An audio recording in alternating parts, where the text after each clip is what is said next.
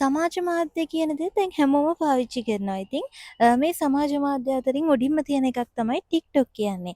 ඉතින් මේ TikTok හරහා වීඩියෝ දානවා, ඒ වගේම ෆොටෝස් ගහනවා, කන්ටෙන්ට් හදනවා. මීට අමතරව ගොඩක් අය TikTok වල ලයිව් යනවා. ඉතින් මේ විදිහට ලයිව් ගේම් ගිහිල්ලා කට්ටිය මුදල් උපයනවා සහ සමහර අය විනෝදයක් කරගන්නවා. ඉතින් ඕගොල්ලෝ ගොඩක් අය දන්න කෙනෙක් තමයි කොටුවේ පොඩි හාමුදුරුවෝ කියන්නේ. ඉතින් මේ කොටුවේ පොඩි හාමුදුරුවොත් මේ විදිහට TikTok සමාජ මාධ්‍ය හරහා ලයිව් එකක් යන වෙලාවක ගේම් එකක් ප්ලේ කරන වෙලාවක එක් පුද්ගලයෙක් ඇවිල්ලා මෙතන කොටුවේ පොඩි හාමුදුරුවන්ට අසභ්‍ය වචනයෙන් බැන වදිනවා. ඉතින් මේ සිද්ධිය පහුගිය දිනවල ගොඩක් කට්ටිය කතාබහට ලක් වුණා. ඉතින් සමාජ මාධ්‍ය භාවිතා කිරීම මේ විදිහට භාවිතා කිරීම ස්වාමීන් වහන්සේ නමකට එච්චර උචිත නැහැ කියලා මේ සිද්ධියට ගොඩක් අය අදහස් දක්වලා තිබ්බා.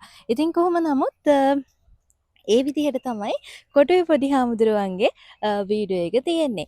ඉතින් ඔයගලන්ට මේ වගේ දේවල් අනිවාර්යයෙන්ම gossip with හිමාපෙන් ඉක්මනින්ම දැනගන්න පුළුවන්.